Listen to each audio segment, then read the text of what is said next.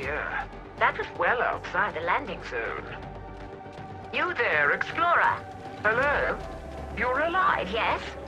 Please move your head if you've retained cognitive faculties.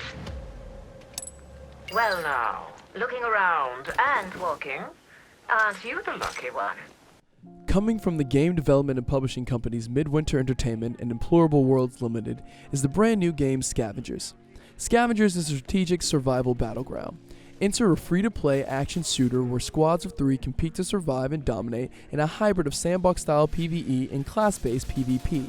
Choose from a roster of adaptive explorers, arm yourself with a combination of unique abilities and weapons, and conquer challenges of a hostile wasteland. Outthink and outfight enemy players and dwellers of this frozen earth. Scavengers is currently in early access and is only available through invite or from Twitch drops. Players will need a Twitch account and an Implorable account before being able to start. Links to these steps will be in the description down below. Players need to watch Twitch streams that are affiliated with the game for at least 30 minutes before being able to claim their key and gain access. After doing so, you are now dropped into the world of Scavengers. Once dropped in, Scavengers will load up a training mission. In this mission, you will take control of Valora, one of the explorers with a more close quarters playstyle.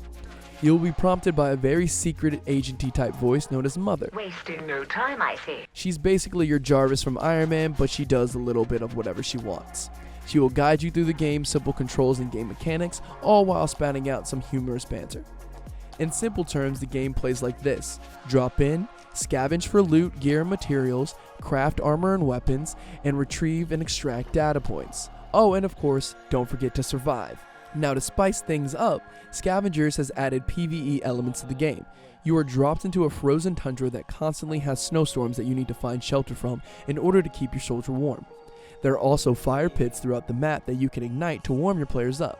If your player gets too cold, they will lose their health and possibly die, as well as not being able to heal up to a certain point until they warm up again.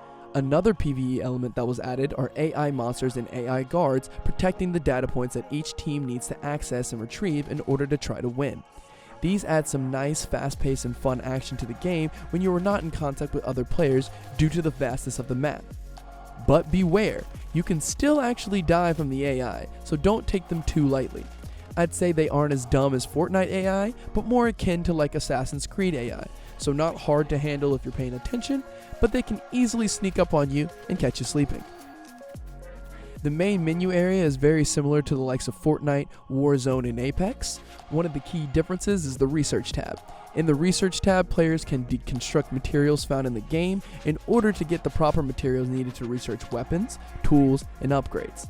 Now, if I'm being honest, I kind of wish they explained this a bit more in the tutorial, but nonetheless, it's still kind of fun and still interesting way to level progress your characters.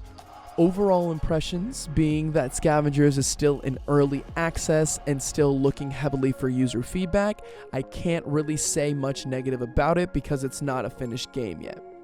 After about 15 or so hours of gameplay, personally, I think the concept is fun and engaging. I think the variety aspect is there to keep the game fresh among its many competitors, but they could add more unique monsters and guards and possibly add more data point spots, or maybe make the spots a little more difficult to find and get into, just a little more interesting, because it's going to get boring after you play maybe for a week straight.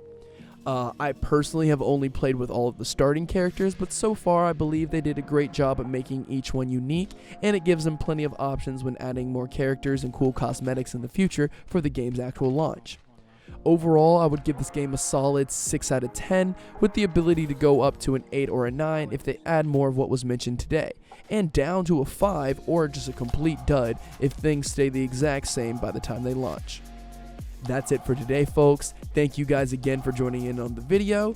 Make sure to comment, like, and subscribe to the channel so you guys can catch more, and hit that notification bell so you can know when we post our next video. If you would like to follow us and catch us on Twitch, check us out at twitch.com/BeanBooTV. We are live every week, normally at least 4 to 5 days a week.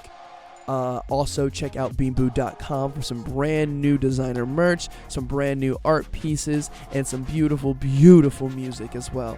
We've got more stuff coming on the way, guys, so get ready and get excited. Hello to all the new members of the community and family.